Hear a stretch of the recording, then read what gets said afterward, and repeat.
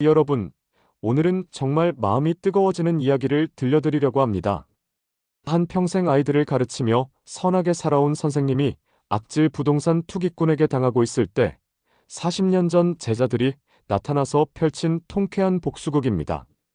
진짜 친구가 무엇인지, 사람 사이의 정이 얼마나 소중한지 느낄 수 있는 감동적인 이야기를 지금 시작하겠습니다. 이 이야기를 들으시고 나면 여러분도 주변 사람들을 다시 한번 돌아보게 될 것입니다. 이야기의 주인공은 올해 73살인 김철수 할아버지입니다.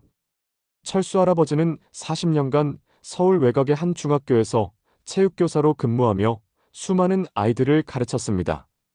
특히 문제 학생들을 바른 길로 이끌어주는 것으로 유명했던 분이었죠. 동료 교사들 사이에서도 인격자로 통했고 학생들에게는 엄하면서도 따뜻한 아버지 같은 존재였습니다. 은퇴 후에는 부인과 함께 조용한 주택가에서 평범하지만 행복한 노년을 보내고 있었는데 3년 전 부인이 폐암으로 세상을 떠나면서 혼자 살게 되었습니다. 철수 할아버지가 살고 있는 동네는 30년 전만 해도 한적한 주택가였습니다. 큰 길에서 조금 떨어진 골목 안쪽에 위치해 있어서 조용하고 평화로웠죠. 할아버지의 집은 30평 정도 되는 단층 주택으로 작은 마당에는 부인이 생전에 가꾸던 꽃밭이 있었습니다. 비록 낡고 작은 집이지만 40년간의 추억이 깃든 소중한 공간이었습니다. 하지만 최근 들어 재개발 바람이 불면서 동네 분위기가 완전히 바뀌었습니다. 하나둘씩 오래된 집들이 헐리고 새로운 건물들이 들어서기 시작했죠.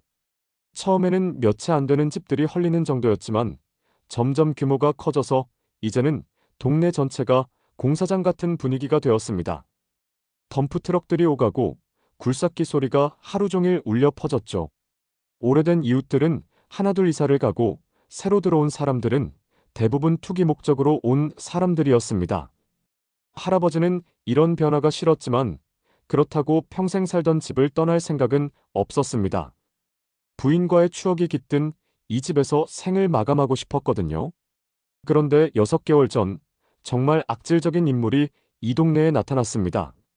35살의 최민혁이라는 부동산 투기꾼이었는데 이 남자는 돈이면 뭐든지 할 수 있다고 생각하는 전형적인 악역이었습니다. 키가 크고 잘생긴 외모에 비싼 정장을 입고 다니며 항상 고급 외제차를 몰고 다녔죠. 하지만 그 화려한 외모 뒤에 숨겨진 본성은 정말 추악했습니다. 최민혁은 서울 강남에서 태어나 부유한 환경에서 자랐습니다. 부모가 운영하는 건설회사에서 일하다가 몇 년 전 교통사고로 부모를 잃고 거액의 유산을 물려받았죠. 하지만 그는 그 돈을 선하게 사용하지 않았습니다. 대신 부동산 투기로 더 많은 돈을 벌려고 했고 그 과정에서 수많은 서민들을 괴롭혔습니다. 특히 노인들을 상대로 한 악질적인 수법으로 악명이 높았죠. 최민혁의 수법은 항상 비슷했습니다.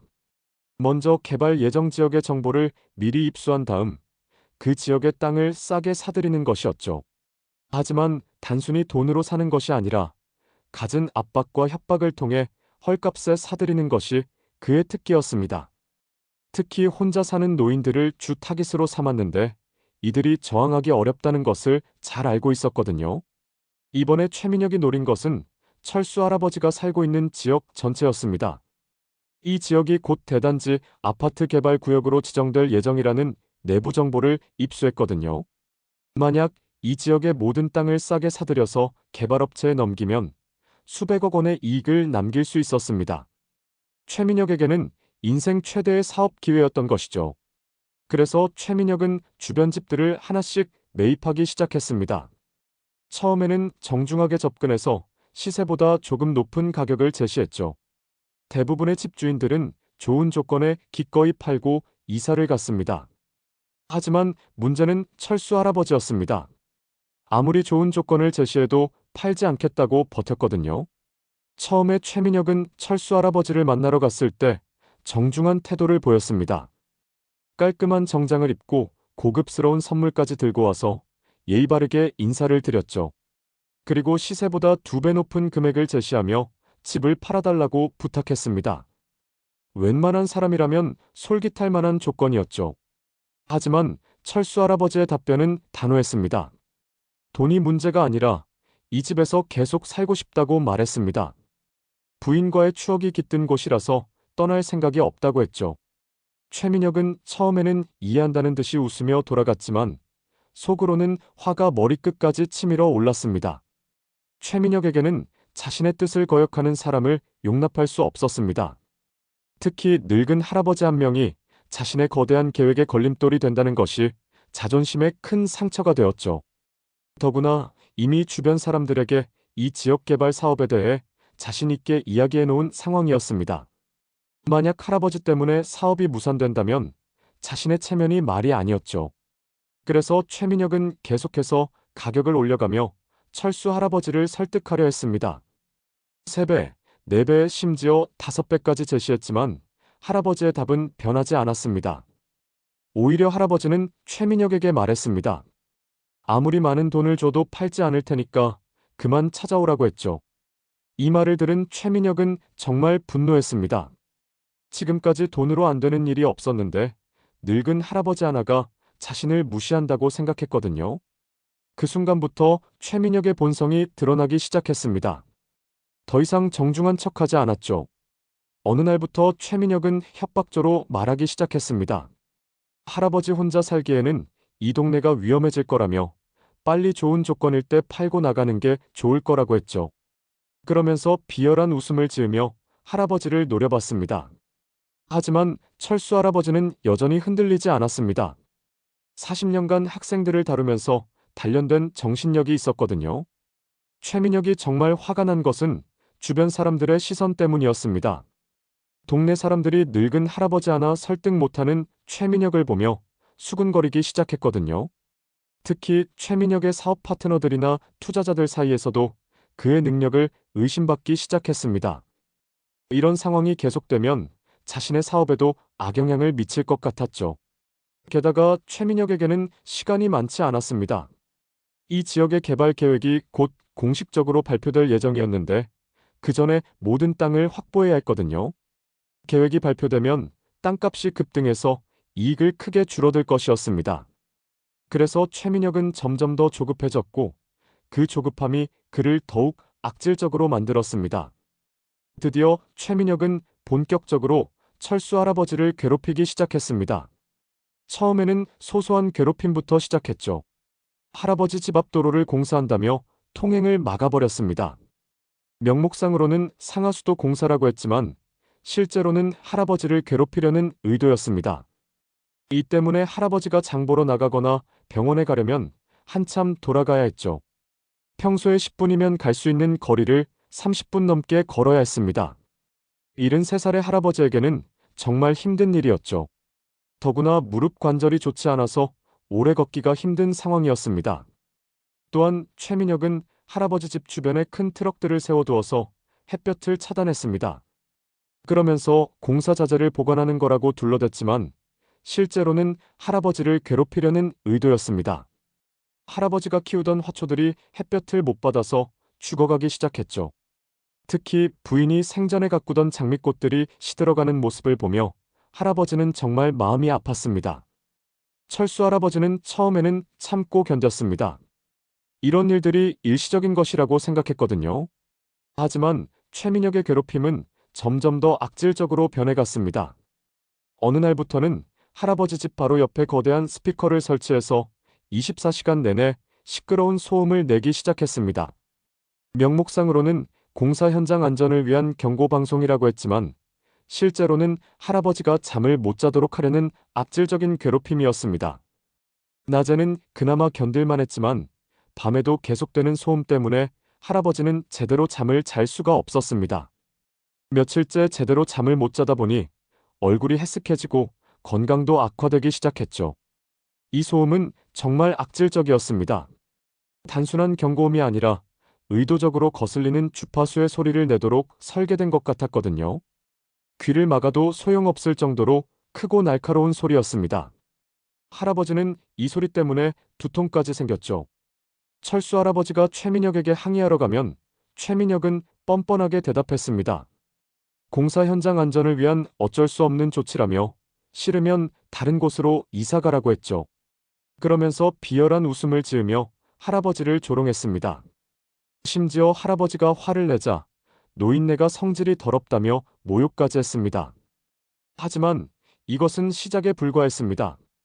최민혁의 괴롭힘은 점점 더 심해졌거든요. 어느 날부터는 할아버지 집 앞에 썩은 음식물 쓰레기를 매일 버리기 시작했습니다.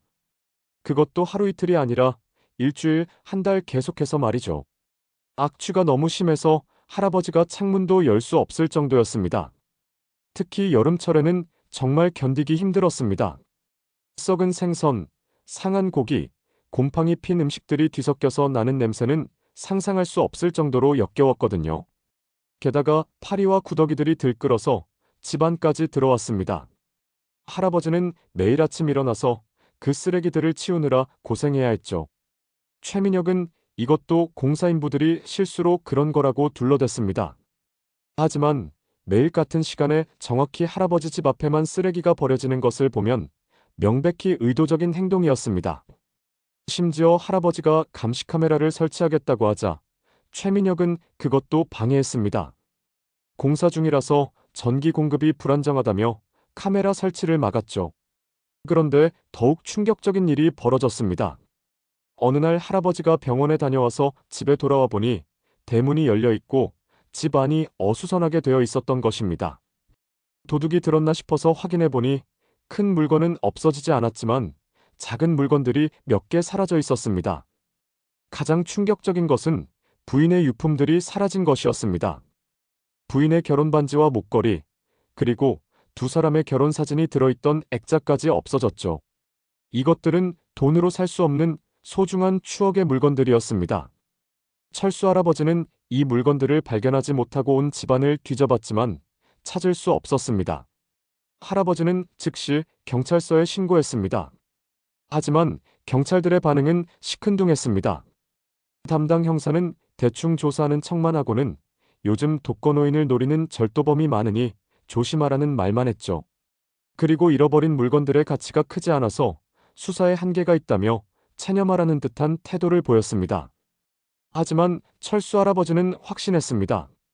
이것도 최민혁의 짓이라는 것을 말이죠. 물건을 훔치는 것이 목적이 아니라 자신을 심리적으로 압박하려는 의도였습니다. 특히 부인의 유품들을 가져간 것을 보면 할아버지의 약점을 정확히 파악하고 있었던 것 같았습니다. 실제로 최민혁은 며칠 후 철수 할아버지를 찾아와서 위로한다는 듯이 말했습니다. 요즘 이 동네가 치안이 안 좋아졌으니까 안전을 위해서라도 다른 곳으로 이사 가는 게 좋겠다고 했죠. 그러면서 비열한 미소를 지으며 할아버지의 반응을 살폈습니다. 최민혁은 계속해서 말했습니다. 혼자 사시는 노인분이 이런 곳에 계시면 더 큰 사고가 날 수도 있다며 자신이 좋은 조건으로 집을 사주겠다고 제안했죠. 하지만 그의 눈빛에서는 악의가 그대로 드러났습니다. 마치 자신이 한 일을 자랑하고 싶어 하는 것 같았거든요. 철수 할아버지는 그 순간 최민혁이 범인이라는 것을 확신했습니다. 하지만 증거가 없었죠. 게다가 최민혁은 워낙 교활해서 자신의 손에 직접 피를 묻히지 않았습니다. 항상 다른 사람들을 시켜서 일을 처리했거든요. 설사 의심스러워도 법적으로 처벌할 방법이 없었습니다. 그런데 정말 끔찍한 일이 또 벌어졌습니다. 어느 날 새벽 할아버지가 숨이 답답해서 잠에서 깨어보니 집안에 가스 냄새가 진동했습니다. 급히 확인해보니 가스레인지의 밸브가 활짝 열려 있었던 것입니다. 자칫하면 가스 중독으로 죽을 수도 있는 위험한 상황이었죠. 할아버지는 급히 창문을 열고 가스 밸브를 잠갔습니다. 그리고 한동안 밖에서 공기를 마시며 몸을 추스렸죠. 만약 조금 더 늦게 깨어났다면 정말 큰일이 날 뻔했습니다. 할아버지는 그제서야 자신의 생명이 정말 위험하다는 것을 깨달았습니다. 하지만 이것도 사고로 처리될 수밖에 없었습니다. 가스 밸브를 누가 열었는지 증명할 방법이 없었거든요. 할아버지 자신이 깜빡하고 열어놓았을 수도 있다는 것이 일반적인 추측이었습니다. 경찰에 신고해봤지만 역시 명확한 증거가 없다며 수사하지 않았죠. 다음 날 최민혁이 또 찾아왔습니다. 이번에는 가스 사고 소식을 들었다며 걱정하는 척했죠. 나이가 드시니까 깜빡하시는 일이 많아졌나 보다며 정말 위험하니까 요양원이나 아들, 딸 집으로 가시는 게 어떻겠냐고 제안했습니다. 하지만 그의 표정에서는 만족스러운 미소가 살짝 비쳤습니다. 철수 할아버지에게는 의지할 자식도 없었습니다. 아들 하나가 있었지만 몇 년 전에 사업 실패로 가족과 함께 호주로 이민을 간 상태였거든요.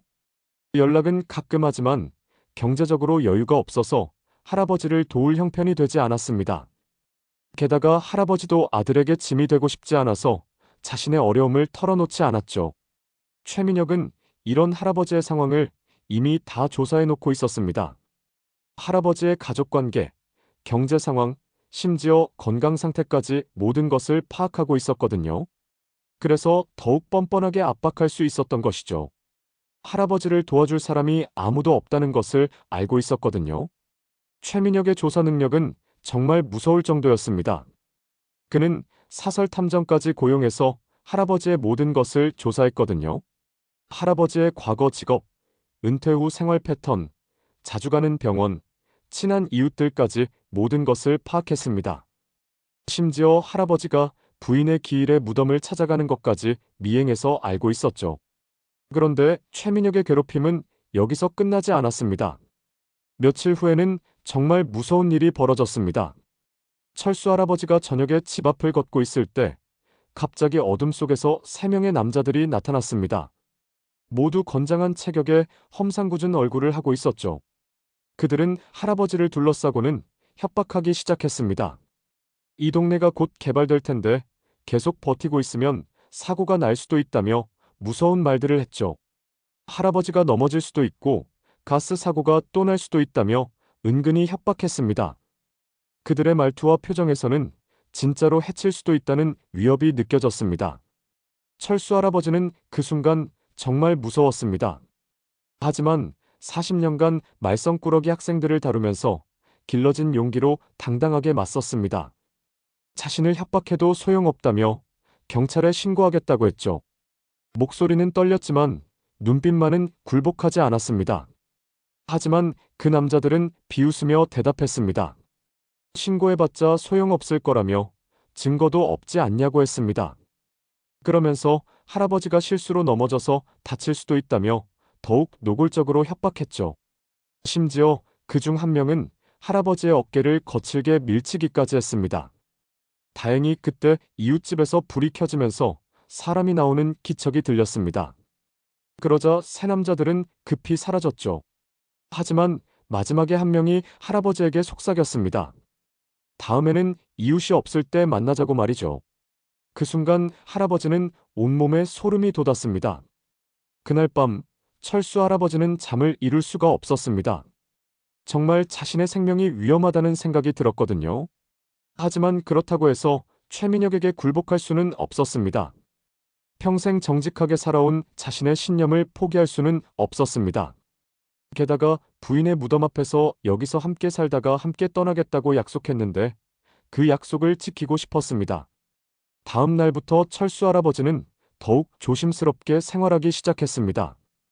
밤에는 문을 단단히 잠그고 낮에 외출할 때도 항상 주변을 살피며 다녔죠. 하지만 이런 생활을 계속하기에는 너무 힘들었습니다. 73살의 노인이 매일 두려움에 떨며 살아간다는 것은 정말 고통스러운 일이었거든요. 그런데 또 다른 사건이 벌어졌습니다. 어느 날 할아버지가 장을 보러 나간 사이에 집에 가스 점검원이라는 사람이 왔다고 이웃이 알려줬습니다. 할아버지가 부재 중이라고 하니 나중에 다시 오겠다며 돌아갔다고 했죠. 하지만 이상한 점이 있었습니다. 그 사람이 정식 유니폼을 입지 않고 있었다고 하더군요. 할아버지는 가스 점검 일정을 잡은 적이 없었습니다. 분명히 수상한 일이었죠. 혹시나 해서 집안을 확인해 보니 창문 하나가 살짝 열려 있었습니다.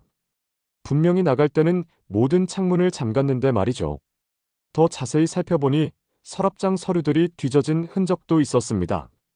할아버지는 그제서야 깨달았습니다. 가짜 검침원을 보내서 집안을 정탐하려고 했구나 하는 생각이 들었거든요. 아마 할아버지의 재산 상황이나 중요한 서류들을 확인하려고 했을 것입니다. 아니면 집 구조를 파악해서 다음 계획을 세우려고 했을 수도 있었죠. 그날 밤 철수 할아버지는 집안 곳곳을 샅샅이 뒤져봤습니다. 혹시 누군가 침입한 흔적이나 이상한 물건이 있는지 확인해 보려고 했죠. 그리고 정말 충격적인 것을 발견했습니다. 거실 한 구석에 작은 카메라 같은 것이 숨겨져 있었던 것입니다. 그것은 손가락만한 크기의 초소형 카메라였습니다. 일반 사람은 절대 눈치챌 수 없을 정도로 교묘하게 숨겨져 있었죠. 누군가가 자신의 일상을 몰래 촬영하고 있었던 것입니다. 할아버지는 온몸이 떨렸습니다. 자신의 사생활이 완전히 노출되어 있었다는 사실이 너무 충격적이었거든요. 철수 할아버지는 그 순간 정말 분노했습니다. 사생활까지 침해당하고 있다는 사실에 견딜 수가 없었거든요. 하지만 여전히 직접적인 증거는 없었습니다. 최민혁이 한 일이라고 확신하지만 법적으로 증명할 방법이 없었죠. 카메라에도 출처를 알 수 있는 표시가 전혀 없었습니다. 할아버지는 그 카메라를 떼어내고 망치로 부수어 버렸습니다. 하지만 다른 곳에도 있을 수 있다는 생각에 온 집을 다시 뒤져봤죠. 다행히 더 이상은 발견되지 않았지만 이미 며칠간 자신의 모든 행동이 녹화되었을 가능성이 높았습니다.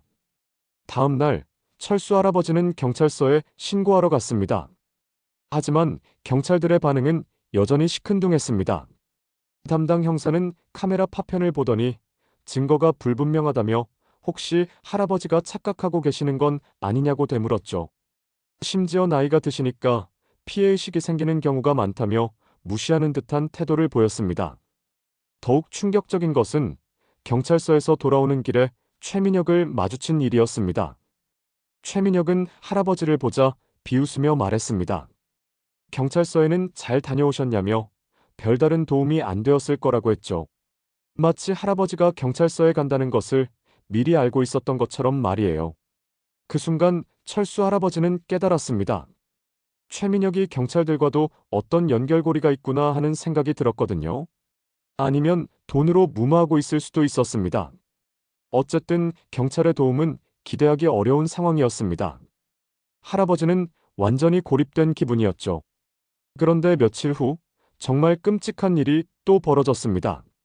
철수 할아버지가 새벽에 화장실에 가려고 잠에서 깨어보니 집안의 연기가 자욱했습니다. 어디선가 화재가 난 것 같았거든요. 할아버지는 급히 일어나서 연기의 원인을 찾아봤습니다. 연기는 베란다에서 나고 있었습니다. 할아버지가 키우던 화분들 사이에서 불이 나고 있었던 것이죠. 다행히 아직 큰 불로 번지지는 않았지만 자칫하면 집 전체가 화재로 소실될 뻔한 아찔한 상황이었습니다. 할아버지는 급히 물을 부어서 불을 껐지만 심장이 쿵쾅쿵쾅 뛰었죠. 불이 난 원인을 조사해보니 더욱 충격적이었습니다. 화분 흙 속에 담배꽁초가 묻혀 있었던 것입니다.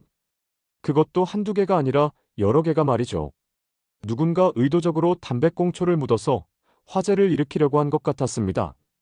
할아버지는 담배를 피우지 않기 때문에 분명히 다른 누군가가 한 일이었습니다. 철수 할아버지는 그제서야 확신했습니다. 이것도 분명히 최민혁의 짓이라는 것을 말이죠. 가스 사고, 침입, 그리고 이번에는 방화까지. 점점 더 위험해지고 있었습니다.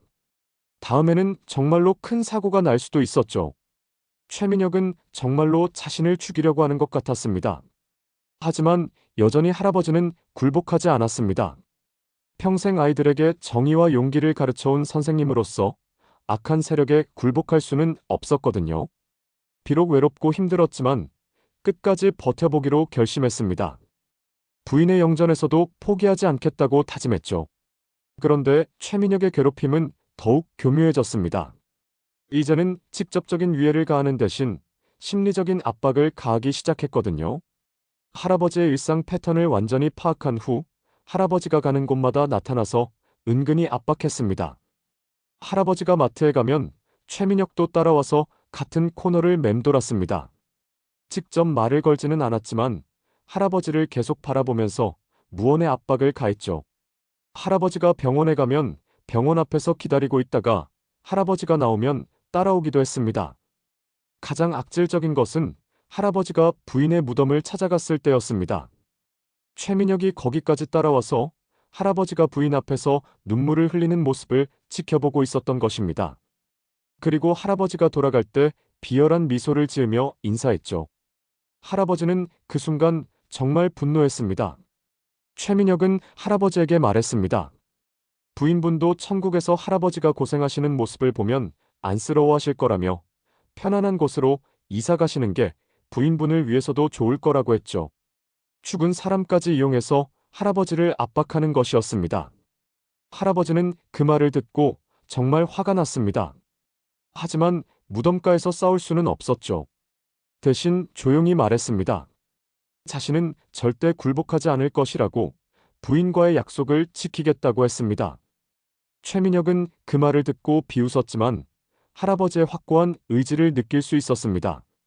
하지만 최민혁은 포기하지 않았습니다. 이번에는 더욱 치밀한 계획을 세웠거든요. 할아버지의 건강 상태를 악화시켜서 스스로 포기하게 만들기로 한 것입니다. 먼저 할아버지가 자주 가는 병원에 가짜 진단서를 만들어 달라고 부탁했습니다. 물론 정식 의사는 그런 부탁을 들어줄 리 없었지만 최민혁은 돈의 힘으로 일부 불량 직원들을 매수했습니다. 이들을 통해 할아버지의 건강검진 결과를 조작하려고 했던 것이죠. 만약 할아버지가 중병에 걸렸다는 가짜 진단을 받게 되면 충격을 받아서 집을 팔고 떠날 수도 있다고 생각했습니다. 하지만 다행히 할아버지가 다니는 병원의 의사는 정직한 분이었습니다. 최민혁의 부탁을 단호히 거절했고 오히려 할아버지에게 조심하라고 경고해 주었죠. 누군가 할아버지의 의료 기록을 조작하려고 한다며 다른 병원에서 이상한 검사를 권하면 의심해 보라고 했습니다.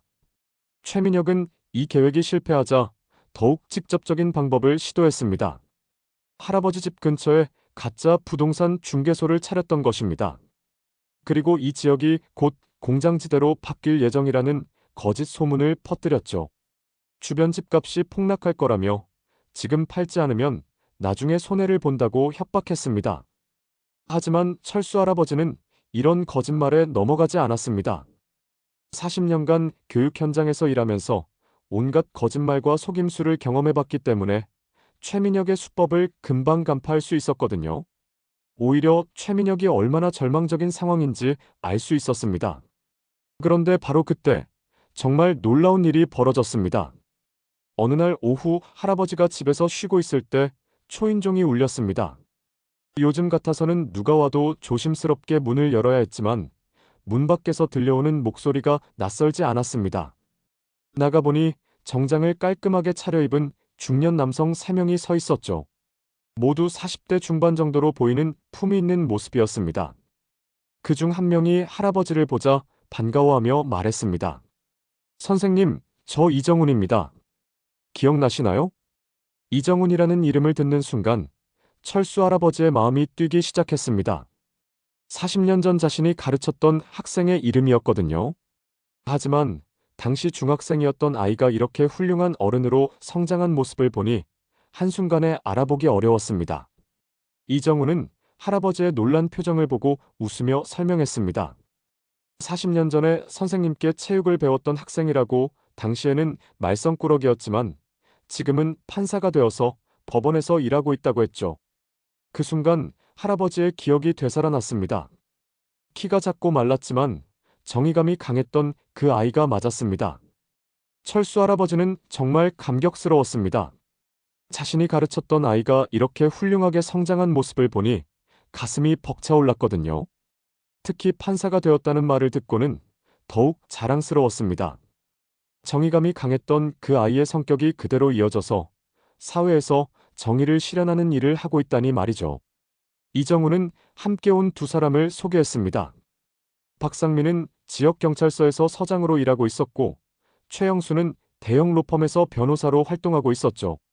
모두 할아버지의 제자들이었습니다. 세 사람은 스승의 날을 맞아서 은사를 찾아왔다고 했습니다. 박상민을 보는 순간 할아버지는 또 다른 기억이 되살아났습니다. 당시 가정환경이 어려워서 삐뚤어질 뻔했던 아이였는데 할아버지가 특별히 관심을 가져서 바른 길로 이끌었던 학생이었죠. 지금은 경찰서장이 되어서 사회 안전을 책임지고 있다니 정말 뿌듯했습니다. 최영수는 더욱 특별한 인연이 있었습니다. 가난한 가정에서 태어나서 고등학교도 제대로 못 다닐 뻔했는데 할아버지가 개인적으로 학비를 지원해준 학생이었거든요.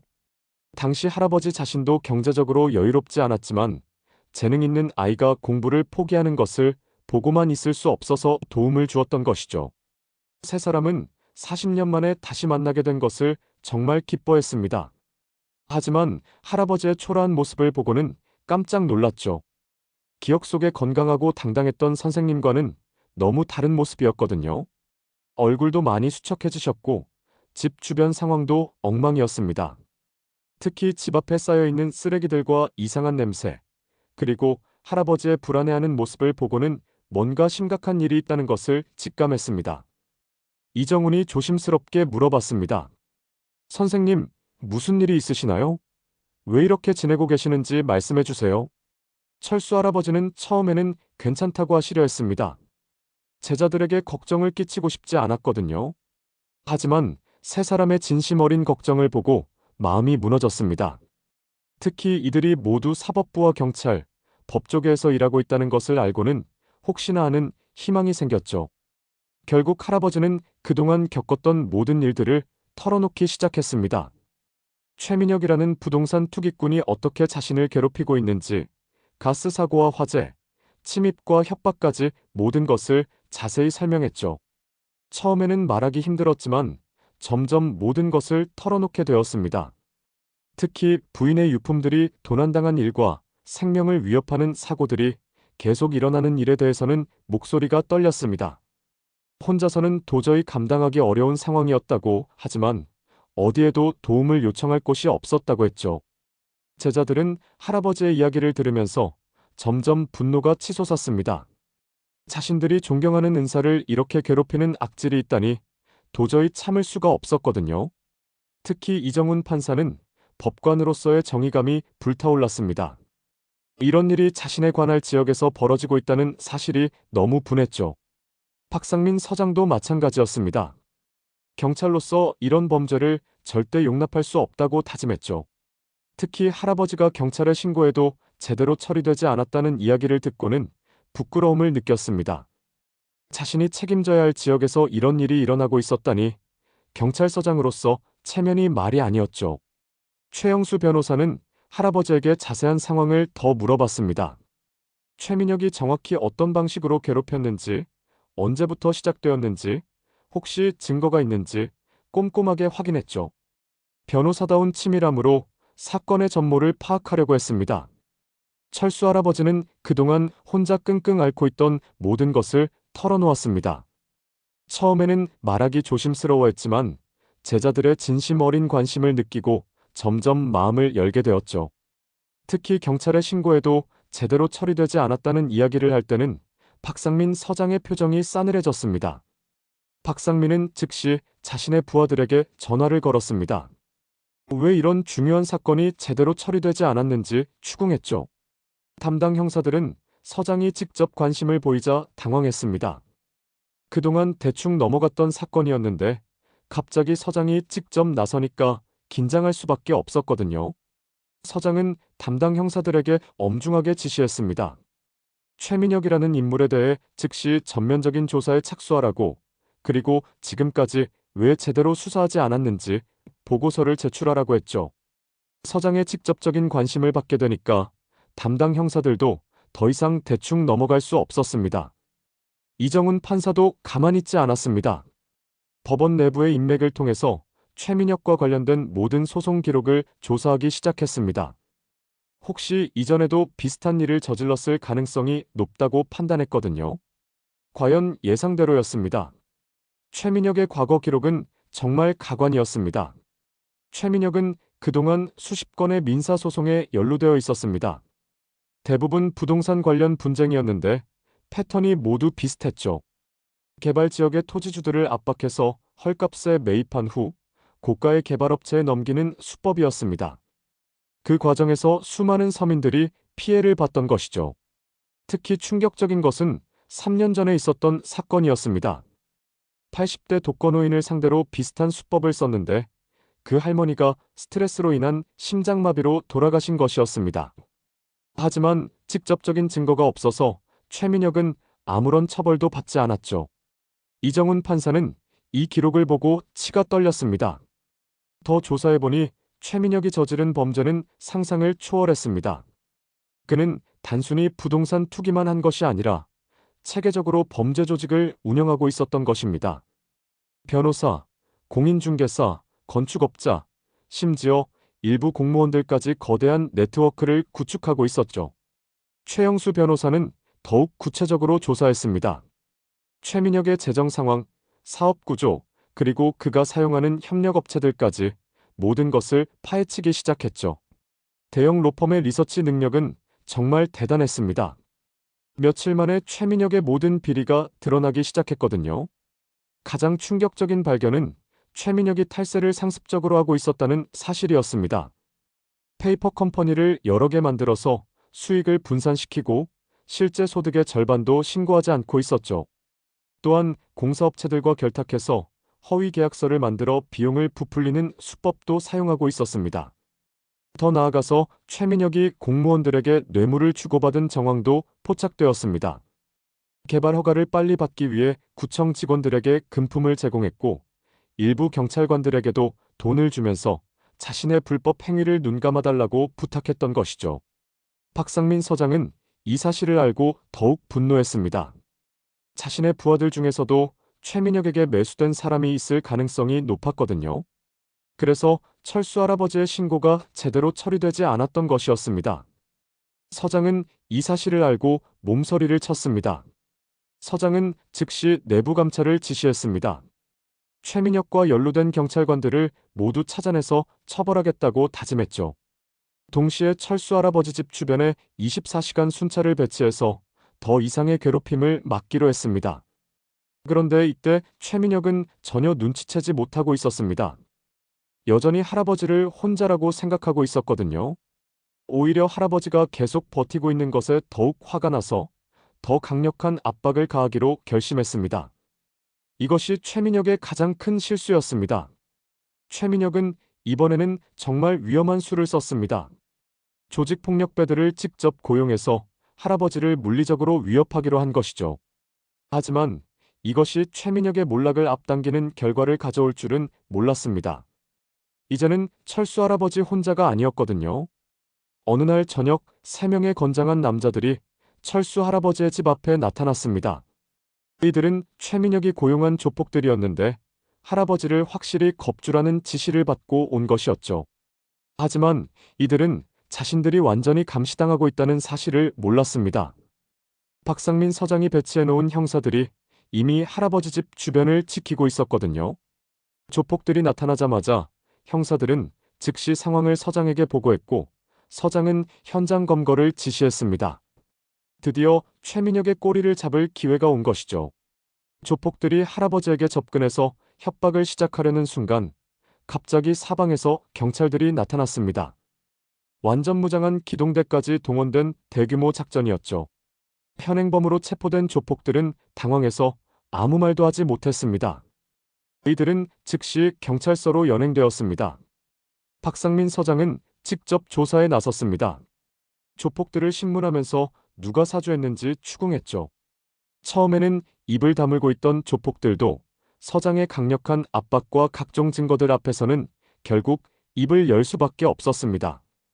특히 서장은 이들의 휴대전화를 압수해서 통화 기록을 분석했습니다. 그리고 놀라운 사실을 발견했죠.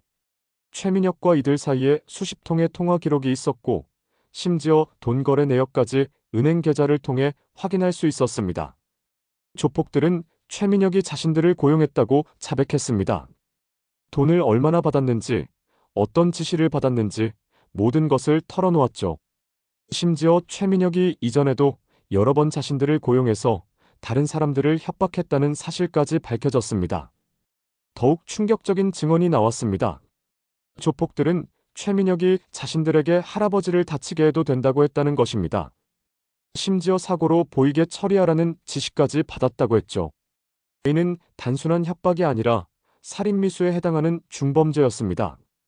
이제 결정적인 증거가 확보되었습니다. 박상민 서장은 즉시 최민혁에 대한 체포영장을 신청했고 이정훈 판사가 속해 있는 법원에서 영장이 발부되었습니다. 드디어 최민혁을 법의 심판대에 세울 때가 온 것이죠. 한편 최영수 변호사는 민사소송 준비에 박차를 가했습니다. 최민혁이 철수 할아버지에게 입힌 정신적, 재산적 피해에 대해 거액의 손해배상을 청구하기로 했죠. 또한 그동안 최민혁이 저지른 모든 불법 행위에 대해서도 별도의 소송을 준비했습니다. 변호사는 할아버지에게 설명했습니다.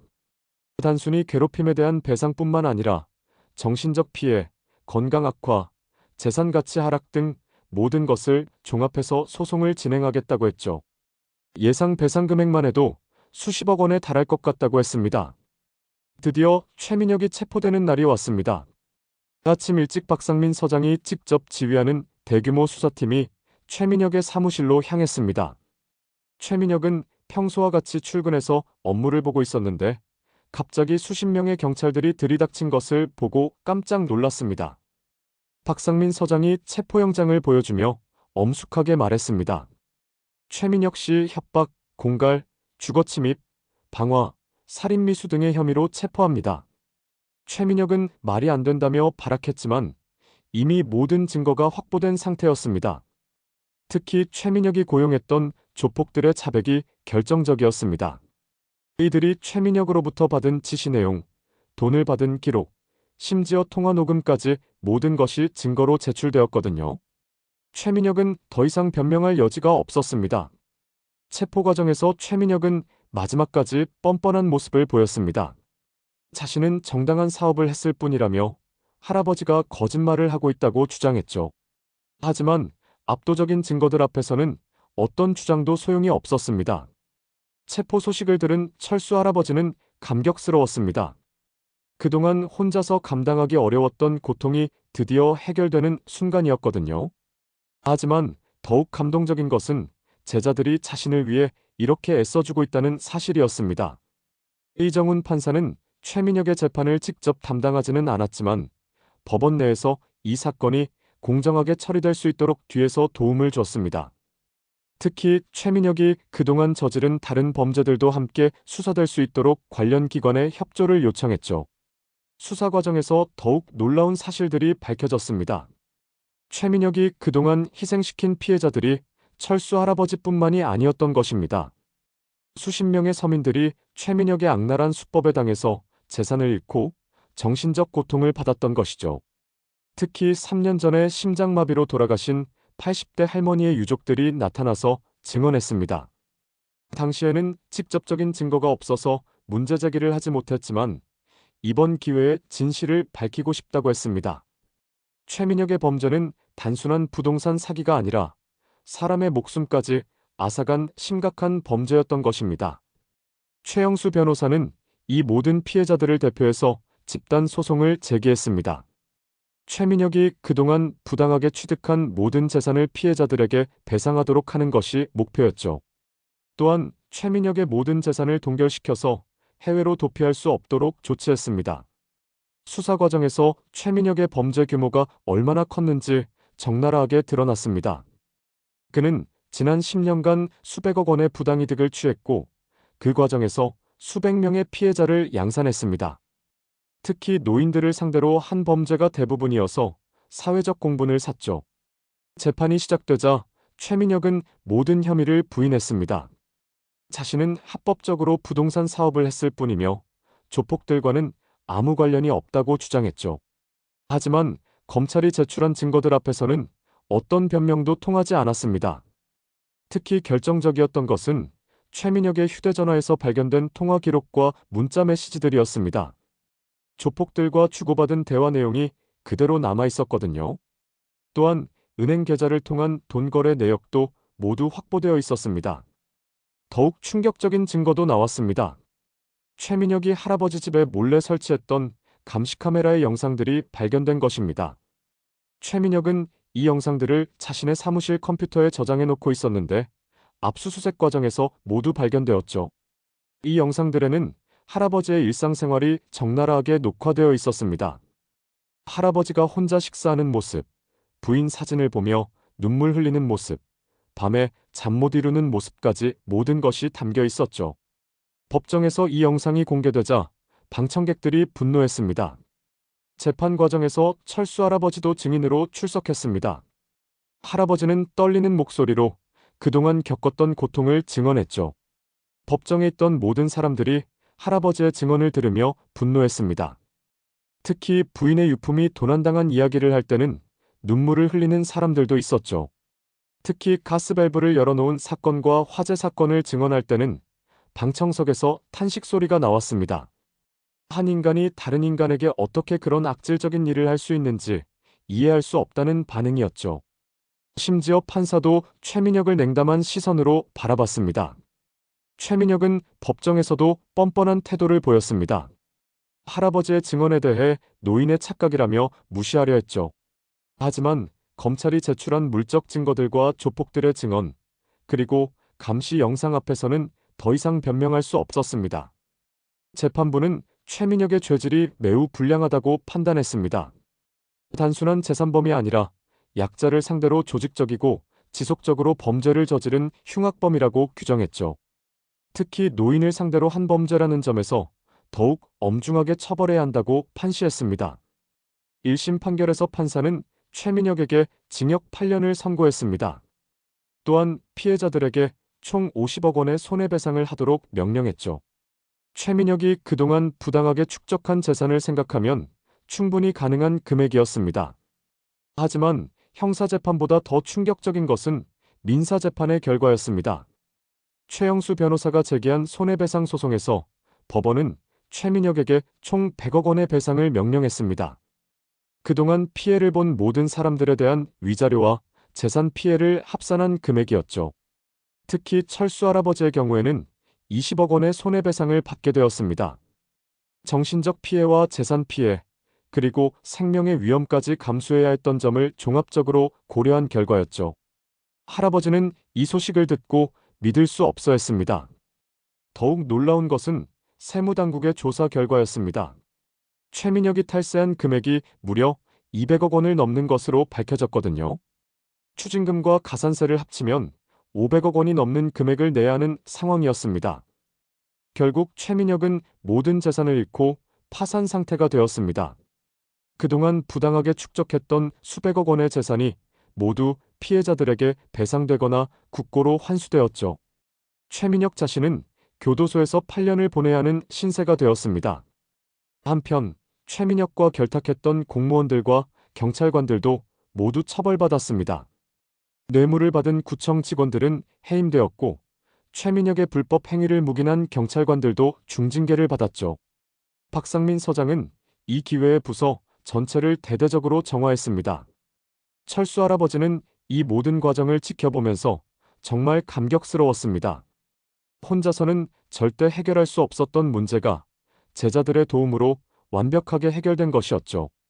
특히 자신이 가르쳤던 아이들이 이렇게 훌륭한 어른으로 성장해서 정의를 실현하는 모습을 보니 가슴이 벅찼습니다. 이정훈 판사는 할아버지에게 말했습니다. 선생님이 저희에게 가르쳐 주신 정의와 용기가 있었기 때문에 오늘의 결과가 가능했다고 했죠. 만약 선생님의 가르침이 없었다면 저희도 이런 일에 나서지 못했을 것이라고 감사를 표했습니다. 박상민 서장도 비슷한 말을 했습니다. 선생님께 배운 올바른 가치관이 자신을 경찰로 만들었다며 이번 일을 통해 정의가 무엇인지 다시 한번 깨달았다고 했죠. 앞으로는 더욱 엄정하게 법을 집행하겠다고 다짐했습니다. 최영수 변호사는 더욱 구체적으로 말했습니다. 선생님이 어려운 가정 형편에도 불구하고 자신의 학비를 지원해 주셨기 때문에 오늘의 자신이 있을 수 있었다고 했죠. 그래서 이번 일은 단순한 도움이 아니라 선생님께 받은 은혜를 갚는 것이라고 했습니다. 철수 할아버지는 눈물을 흘리며 말했습니다.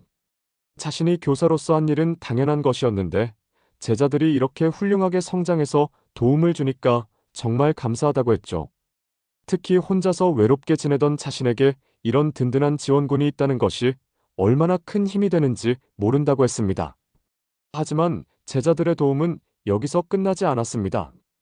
이들은 할아버지가 앞으로 편안하게 지낼 수 있도록 다양한 지원을 계속하기로 했죠.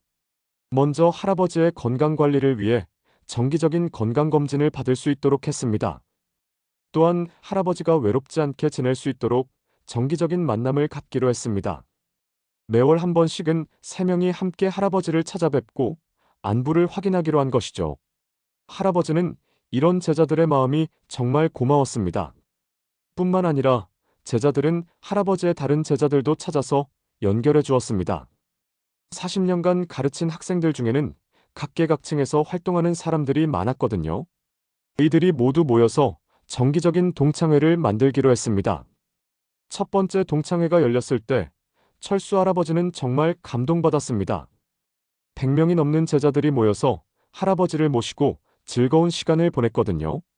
할아버지는 이들 한 명 한 명을 기억하고 있었고, 제자들도 할아버지에 대한 고마움을 잊지 않고 있었습니다. 특히 인상적이었던 것은 할아버지가 어려운 시절 도움을 줬던 학생들의 이야기였습니다. 가정폭력에 시달리던 학생을 보호해준 일, 가난해서 공부를 포기하려던 학생에게 학비를 지원해준 일, 불량 학생들을 바른 길로 이끌어준 일 등 수많은 에피소드들이 쏟아져 나왔습니다. 제자들은 할아버지에게 말했습니다. 선생님 덕분에 자신들이 올바른 사람으로 성장할 수 있었다고, 그래서 지금 사회에서 각자의 위치에서 정의를 실현하며 살고 있다고 했죠. 할아버지의 가르침이 씨앗이 되어서 사회 곳곳에서 좋은 영향을 미치고 있다는 것이었습니다. 특히 감동적이었던 것은 한 제자의 증언이었습니다. 그는 현재 큰 병원의 원장으로 일하고 있었는데 할아버지가 자신을 중학생 때 교통사고에서 구해주셨다고 했습니다.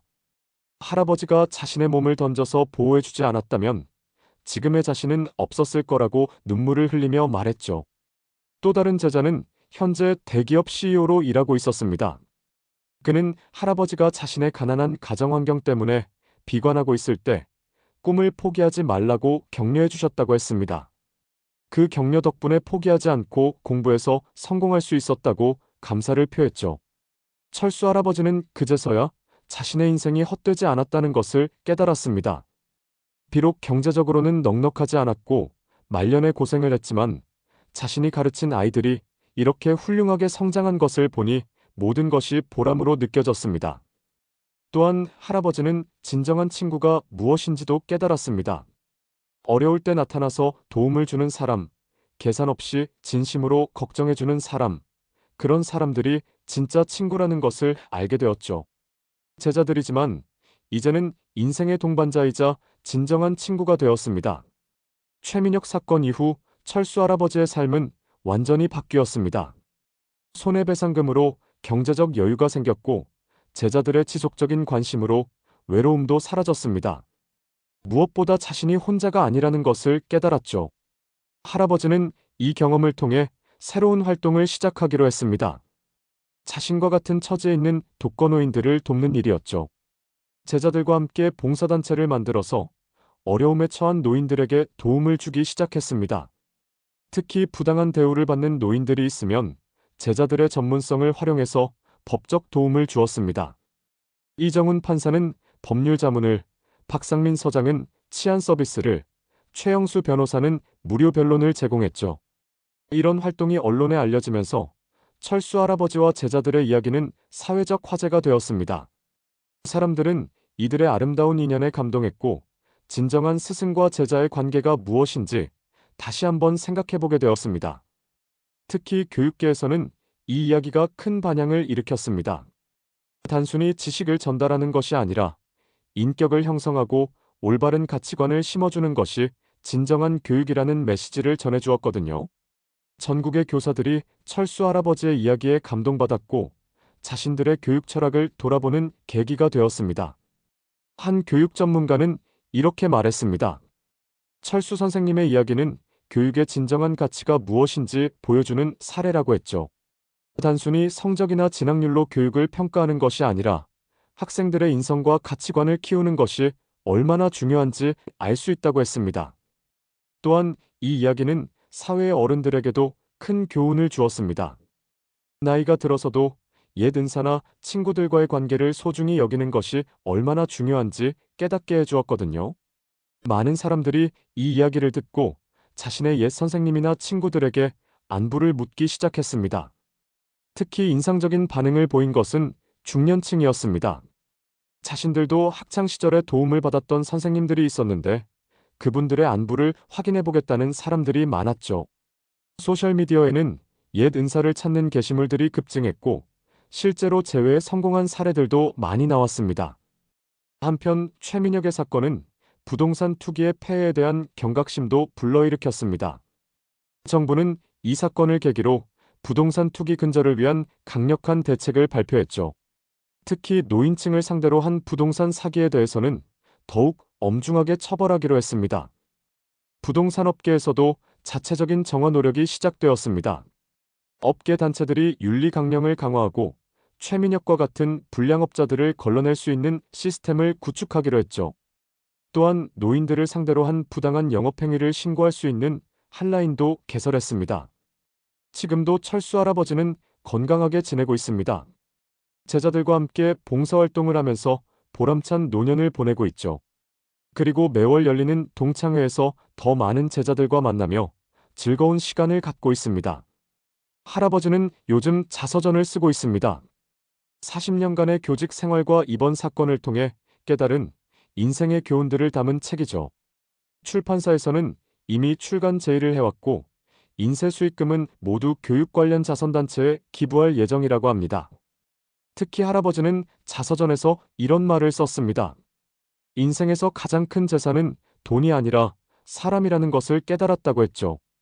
진심으로 대했던 사람들이 어려울 때 나타나서 도움을 주는 것을 보면서 인간관계의 소중함을 다시 한번 느꼈다고 했습니다. 또한 할아버지는 젊은 교사들에게 조언하고 싶다고 했습니다. 단순히 교과서의 내용만 가르치지 말고 학생들의 인격 형성에도 관심을 가져달라고 했죠. 그런 관심과 사랑이 수십 년 후에 큰 보답으로 돌아올 것이라고 말했습니다. 제자들도 할아버지와의 만남을 통해 많은 것을 배우고 있습니다. 이정훈 판사는 이후 판결을 내릴 때 더욱 신중하게 접근하게 되었다고 했습니다.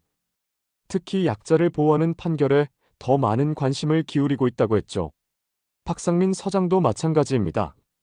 경찰서 내부의 부패를 척결하는 데 더욱 노력하고 있고 특히 노인층을 대상으로 한 범죄 예방에 힘쓰고 있습니다.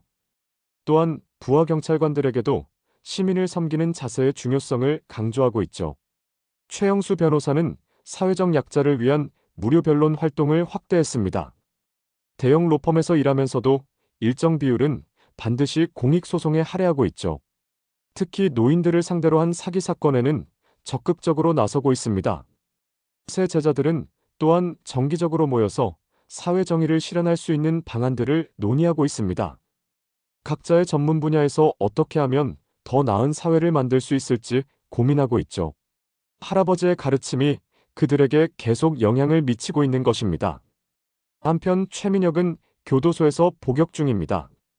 처음에는 자신의 처지를 받아들이지 못하고 항소를 제기했지만 모두 기각되었죠. 지금은 자신이 저지른 죄의 무게를 깨닫고 반성하며 지내고 있다고 합니다. 교도소에서 최민혁은 다른 수감자들에게 자신의 경험담을 들려주며 경고하고 있습니다. 돈만 쫓다가 인생이 망가질 수 있다는 것을, 특히 약한 사람들을 괴롭히면 반드시 대가를 치르게 된다는 것을 말하고 있죠. 최민혁의 사건은 또 다른 교훈도 남겼습니다. 아무리 혼자인 것 같아 보이는 사람이라도 진심으로 살아왔다면 반드시 도움의 손길이 나타난다는 것이었죠. 철수 할아버지가 40년 전에 심은 사랑의 씨앗이 가장 어려운 순간에 구원의 손길이 되어 나타난 것처럼 말입니다. 이 이야기는 또한 복수의 진정한 의미에 대해서도 생각해보게 합니다. 철수 할아버지와 제자들의 복수는 단순한 보복이 아니었습니다. 정의를 실현하고 다른 피해자들을 구하고 사회를 더 나은 곳으로 만드는 것이었죠. 진정한 복수란 악을 응징하는 것만이 아니라 선을 실현하는 것이라는 교훈을 남겼습니다. 최민혁을 처벌하는 것도 중요했지만 그보다 더 중요한 것은 다른 피해자들을 구하고 비슷한 사건이 재발하지 않도록 시스템을 개선하는 것이었습니다.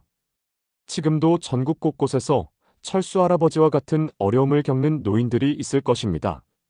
하지만 이 이야기가 알려지면서 그런 분들에게도 희망의 메시지가 전해지고 있습니다. 혼자라고 생각하지 말고 주변에 도움을 요청하라는 메시지 말이죠. 또한 이 이야기는 젊은 세대에게도 중요한 메시지를 전합니다. 지금 여러분이 만나는 선생님, 선배, 동료들과의 관계를 소중히 여기라는 것입니다. 진심으로 대하고 도움을 받았다면 언젠가는 그 고마움을 갚을 기회가 올 것이라는 메시지죠. 특히 요즘 개인주의가 팽배한 사회에서 이런 따뜻한 인간관계의 이야기는 더욱 값진 의미를 갖습니다. 사람과 사람 사이의 정이 얼마나 소중한지, 그런 정이 어떤 기적을 만들어낼 수 있는지 보여주는 사례이기 때문입니다. 철수 할아버지의 이야기는 또한 나이에 대한 고정관념도 깨뜨렸습니다. 나이가 들었다고 해서 무력한 존재가 아니라는 것을 보여준 것이죠. 오히려 오랜 세월 쌓아온 인맥과 경험이 큰 힘이 될 수 있다는 것을 증명했습니다. 할아버지는 요즘 젊은 교사들을 위한 멘토링도 하고 있습니다. 교직에 갓 입문한 선생님들에게 자신의 경험을 들려주면서 진정한 교육이 무엇인지 가르쳐주고 있죠. 특히 문제 학생들을 대할 때의 마음가짐에 대해 많은 조언을 해주고 있습니다. 할아버지는 젊은 교사들에게 이렇게 말합니다. 문제 학생이라고 포기하지 말라고, 그 아이들일수록 더 많은 관심과 사랑이 필요하다고 했죠. 지금은 말썽꾸러기일지 모르지만 언젠가는 사회에 큰 기여를 할 수 있는 인재로 성장할 수 있다고 격려합니다. 실제로 이정훈, 박상민, 최영수도 모두 학창시절에는 완벽한 모범생이 아니었습니다. 각자 나름의 문제를 가지고 있었죠. 하지만 철수 할아버지의 관심과 지도 덕분에 바른 길을 찾을 수 있었습니다. 이런 이야기들이 알려지면서 전국의 많은 교사들이 용기를 얻고 있습니다. 힘들고 어려운 교육 현장에서도 포기하지 않고 학생들을 지도해야겠다는 다짐을 하게 되었죠. 철수 할아버지의 이야기가 교육계 전체에 긍정적인 영향을 미치고 있는 것입니다. 또한 이 이야기는 부모들에게도 교훈을 주고 있습니다. 자녀의 선생님을 존중하고 학교 교육에 협력하는 것이 얼마나 중요한지 깨닫게 해주고 있거든요. 선생님과 학생, 그리고 학부모가 함께 노력해야 진정한 교육이 이루어질 수 있다는 메시지를 전하고 있습니다. 한편 사법부와 경찰, 법조계에서도 이 사건을 계기로 약자 보호에 더욱 힘쓰고 있습니다. 특히 노인층을 상대로 한 범죄에 대해서는 별도의 대응팀을 구성해서 신속하고 강력하게 대응하고 있죠. 이정훈 판사가 속한 법원에서는 노인 대상 범죄에 대한 양형 기준을 강화했습니다. 약자를 상대로 한 범죄는 더욱 엄중하게 처벌한다는 원칙을 세운 것이죠. 또한 피해자 보호 프로그램도 확대해서 운영하고 있습니다. 박상민 서장이 근무하는 경찰서에서는 노인 안전지킴이 제도를 도입했습니다. 독거노인들의 안전을 정기적으로 확인하고 필요한 경우 즉시 도움을 줄 수 있는 시스템을 구축한 것이죠. 다른 지역에서도 이런 제도를 벤치마킹하고 있습니다. 최영수 변호사가 속한 로펌에서도 사회공헌 활동을 대폭 확대했습니다. 변호사들이 일정 시간은 반드시 무료 변론에 할애하도록 하는 제도를 만들었죠. 특히 노인, 장애인, 저소득층을 위한 법률 서비스에 중점을 두고 있습니다. 이런 변화들을 보면서 철수 할아버지는 정말 뿌듯해하고 있습니다. 자신의 경험이 사회 전체에 긍정적인 변화를 가져오고 있다는 것을 보니 그동안의 고생이 헛되지 않았다는 생각이 들었거든요. 특히 할아버지가 기뻐하는 것은 제자들이 각자의 위치에서 정의를 실현하며 살아가고 있다는 점입니다. 자신이 가르쳤던 가치관이 그들을 통해 사회 곳곳으로 퍼져나가고 있다는 것을 보니 정말 자랑스럽다고 했습니다. 지금 철수 할아버지는 새로운 꿈을 꾸고 있습니다. 전국의 은퇴한 교사들과 네트워크를 만들어서 어려움에 처한 동료 교사들을 돕는 일을 하고 싶다고 했죠. 자신과 같은 경험을 하는 분들이 있다면 서로 도우며 해결해 나가고 싶다고 합니다. 또한 할아버지는 교육 관련 NGO 설립도 계획하고 있습니다. 경제적 어려움 때문에 교육 기회를 놓치는 학생들을 돕는 단체를 만들고 싶다고 했죠. 자신이 받은 손해배상금의 상당 부분을 이 일에 투자할 예정이라고 합니다. 제자들도 할아버지의 이런 계획에 적극적으로 동참하고 있습니다. 각자의 전문성을 활용해서 할아버지의 꿈을 실현하는 데 도움을 주고 있죠. 이들의 우정과 협력은 앞으로도 계속 이어질 것 같습니다. 여러분, 이 이야기를 들으시면서 어떤 생각이 드셨나요? 진정한 친구란 무엇이고 사람과 사람 사이의 정이 얼마나 소중한지 느끼셨을 것입니다. 철수 할아버지가 혼자였다면 최민혁의 악행에 무력하게 당했을 수도 있었죠. 하지만 40년 전에 심은 사랑의 씨앗이 이렇게 아름다운 열매를 맺었습니다. 할아버지가 학생들에게 베푼 작은 관심과 사랑이 수십 년 후에 자신을 구원하는 힘이 된 것이죠. 이것이 바로 진정한 인간관계의 힘입니다. 우리도 우리 주변의 사람들에게 진심을 다해 대해야 할 것 같습니다. 언제 어떤 도움이 필요할지 모르니까 미리 관계를 만들어 두자는 의미가 아닙니다. 그냥 순수하게 계산 없이 서로를 아끼고 도우면서 살아가는 것이 얼마나 아름다운 일인지를 보여주는 이야기입니다. 철수 할아버지의 이야기는 우리에게 희망을 줍니다.